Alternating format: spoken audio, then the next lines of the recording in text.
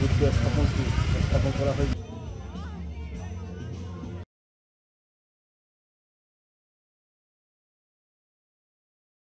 ভাই বোন সবাই মিলে একটা দান করছে, এটা সবার জন্য উন্মুক্ত, সবাই এখানে পূজা দিতে পারবে। এটা আপনার 3 বছর হয়ে গেল আর কি।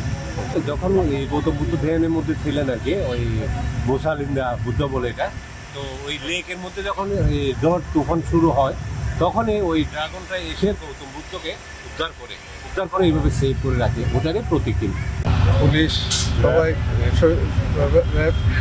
সহযোগিতা করতেছে। আশা করি শান্তি শৃঙ্খলাভাবে আমাদের অনুষ্ঠানটা উদযাপন হবে।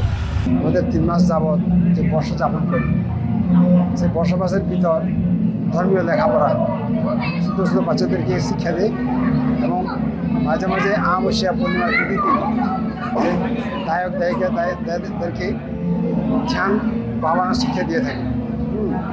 তারপরে এরপরে কিছু কিছু ধর্মীয় উপদেশ দিয়ে থাকে।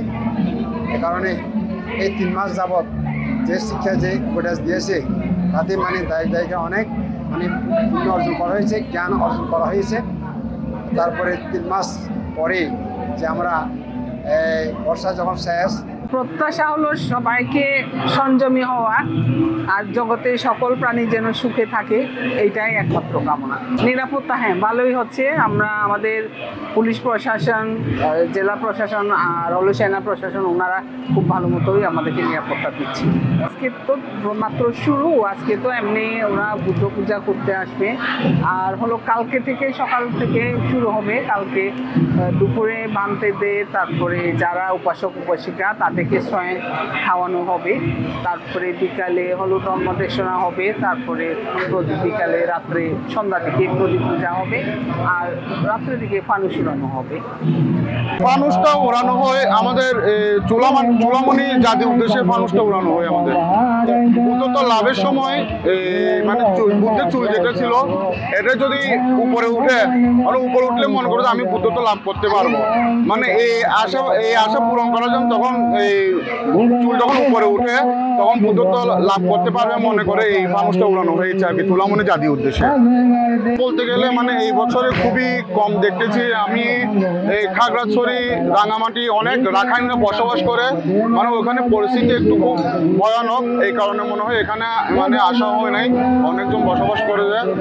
আশা করি খুবই কম, মানে আশা মানে আগামীকাল খুব বেশি হইতে পারে।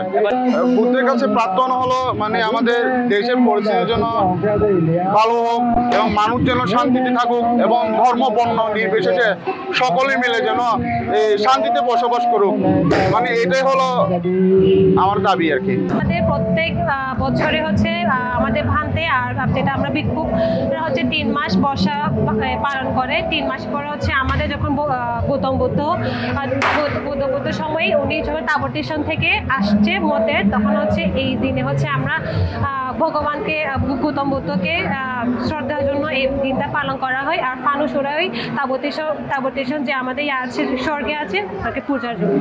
Thank you. এবার প্রার্থনা থাকবে আমাদের দেশের জন্য সবাই সুখে শান্তিতে থাকতে পারে।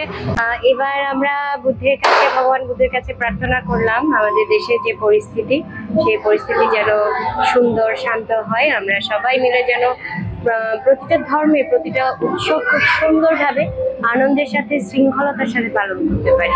যেমন দুর্গাপুজোও খুব শান্তির সাথে হয়েছে, আমাদের এই প্রবারণা পূর্ণিমাটাও যেন সবাই খুব শান্তিপূর্ণভাবে কাটাতে পারে, এই প্রার্থনাই করলাম। খুবই ভালো, খুবই সুশৃঙ্খল। অনেকবার তো দেখা যায় যে অনেক ধরনের সমস্যা আমরা দেখি, বাট এবার তেমন কিছু দেখছি না। খুবই সুন্দরভাবে সবাই পুজোটা পালন করতে পারে। কক্সবাজার জেলায় প্রবারণা পূর্ণিমা বিষয়ে বৌদ্ধ ধর্মাবলম্বীদের তারা যেন যথাযথভাবে আনন্দের সাথে পালন করতে পারে, এই লক্ষ্যে আমরা প্রয়োজনীয় প্রস্তুতি গ্রহণ করেছি। আমরা আইন শৃঙ্খলা কমিটির সভা করেছি। সকল আইন শৃঙ্খলা রক্ষাকারী বাহিনী, দপ্তর, সংস্থা সকলে এই বিষয়ে সচেতন আছে এবং আমরা প্রতিনিয়ত এটা মনিটরিং করছি যাতে তারা যথাযথভাবে এটা পালন করতে পারে এবং সরকারের যে বরাদ্দ আসছে সেটা আমরা বিতরণ করছি। আমরা আশা করি কক্সবাজার জেলায় এই প্রবারণা পূর্ণিমা আনন্দের সাথে পালিত হবে।